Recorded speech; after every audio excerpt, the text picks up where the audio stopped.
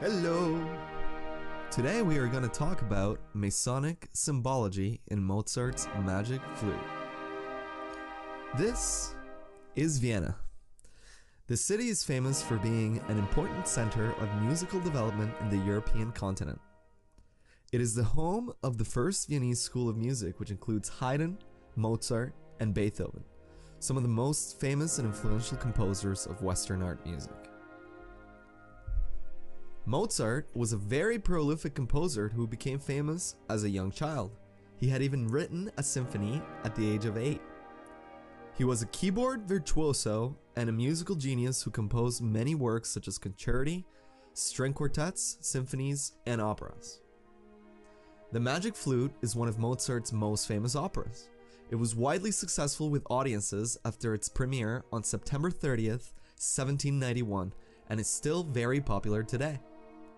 The opera tells the tale of the hero, Tamino, a lost prince who must triumph through several trials to prove himself worthy of love. The theme of good versus evil, alongside its elements of fable and magic, make up a work of art that is not only a product of Viennese culture, but also a vehicle for the ideals of the Age of Enlightenment. The philosophers of this movement include Voltaire, Kant, Goethe, and Schiller, all of whom were Freemasons. Freemasonry is an ancient order that was entrenched in the ideals of the Enlightenment, which are using reason as the primary source of authority, advancing liberty, progress, tolerance, constitutional government, and the separation of church and state. This philosophy directly shaped the political landscape of Europe and Americas. Revolutions arose to favor individual liberty and religious tolerance over an absolute monarchy and religious authoritarianism. The French and American revolutions are perfect examples of the rise of nation-states where the people could be ruled by the people instead of a king or a pope.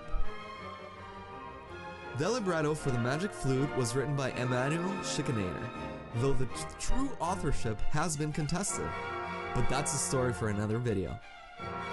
Both Schikaneder and Mozart were Freemasons. Mozart was initiated on December 1784 in the Masonic Lodge Beneficence and became a Master Freemason the following year.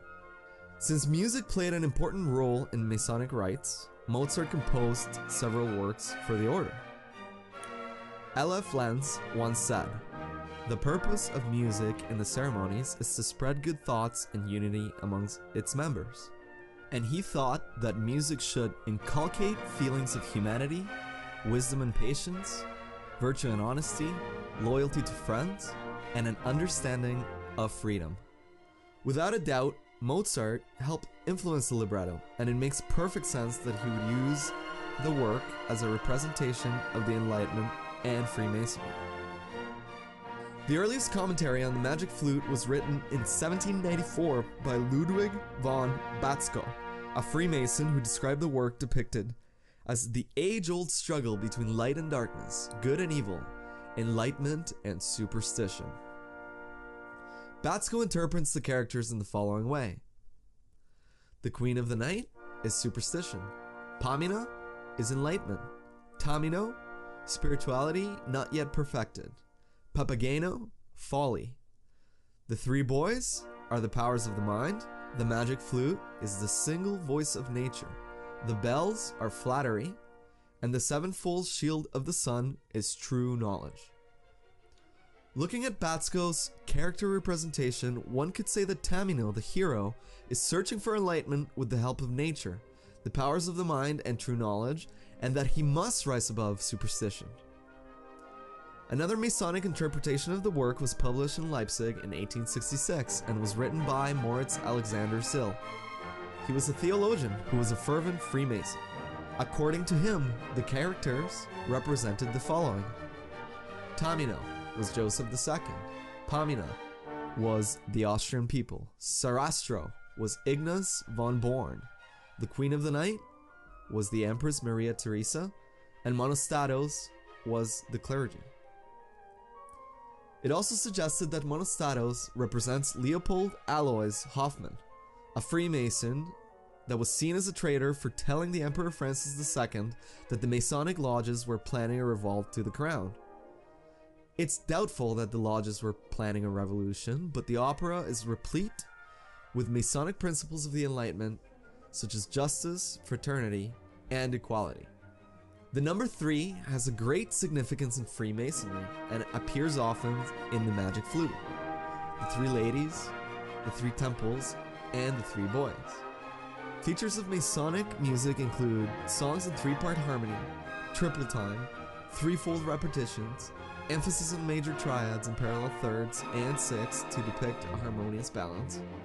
In Masonry, when the candidate was ready for initiation, they would have to knock on the door of the lodge 3 times before entering the lodge. The knocking pattern is 2 short ones followed by a long one. In Masonic music, this is often represented as follows.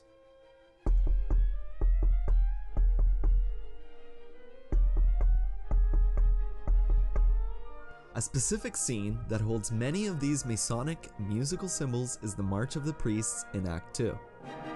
The opening of this scene have the chord progression 1, 5, 6, a common Masonic progression. It also uses wind instruments which were associated with Masons, and a series of ascending sixths and thirds. It should be mentioned that much of Mozart's non-Masonic music probably contained parallel thirds and sixths, 1-5-6 progressions, and dotted rhythms. However, these techniques are present in the Masonic music of the period, and Mozart would have been deeply aware of them, so he probably used them in his own Masonic compositions, such as the Masonic Funeral March, K543, and the Magic Flute. Mozart, in a letter to Padre Martini, writes, "We live in this world to learn industriously, and by exchanging our ideas to enlighten one another, and thus endeavor to promote the sciences and fine arts."